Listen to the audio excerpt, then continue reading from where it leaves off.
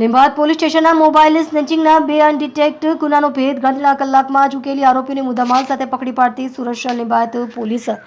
સુરતના લીંબાયત પોલીસ સ્ટેશનના police inspector Shri D D Chauhan સાહેબનાઓની સૂચના અને માર્ગદર્શનથી તથા second police inspector Shri inspector D B. Chavad સાહેબનાઓની દેખરેખ હેઠળ પોલીસ સ્ટેશન વિસ્તારમાં મિલકત સંબંધી તથા શરીર સંબંધી ગુનામાં નાસફળતા આરોપી તેમજ અનડિટેક્ટ ગુનાઓ શોધી કાઢવા સારું અત્રેના પોલીસ સ્ટેશનના surveillance police sub inspector K P. Jadeja તથા પોલીસ સબ ઇન્સ્પેક્ટર જે.જી. ચારણનાઓ પોલીસના માણસોની સાથે પેટ્રોલિંગમાં હતા. દરમિયાન અત્રેના પોલીસ સ્ટેશનમાં ફરજ બજાવતા હેડ કોન્સ્ટેબલ શૈલેષસિંહ કાળાભાઈ તથા પોલીસ કોન્સ્ટેબલ અનિલ કુમાર અમરસિંહભાઈ નાઓને પોતાના અંગત વિશ્વાસુ બાતમીદાર મારફતે બાતમી હકીકત મેળવીને તેના આધારે સદર ગુનાના કામે ટેકનિકલ વર્કઆઉટ કરી અત્રેના લીંબાયત પોલીસ સ્ટેશન ખાતે મોબાઈલ સ્નેચિંગના બે અનડિટેક્ટ ગુનાનો ભેદ ગણતરીના કલાકમાં જ ઉકેલી આરોપી નાસિર ઉર્ફે પપ્પમ ઇકબાલ ખાન પઠાણ ઉંમર વર્ષ આશરે 31 ધંધો સાડી ફોલ્ડિંગ રહેવાસી ઘર નંબર 356 ગલી નંબર 9 ક્રાંતિનગર સોસાયટી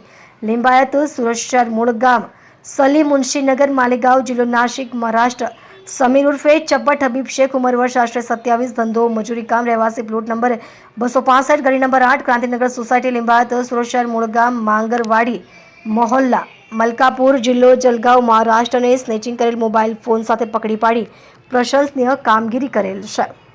તમે જોઈ રહ્યા છો DNY ન્યૂઝ ચેનલ રમન કોરની સાથે.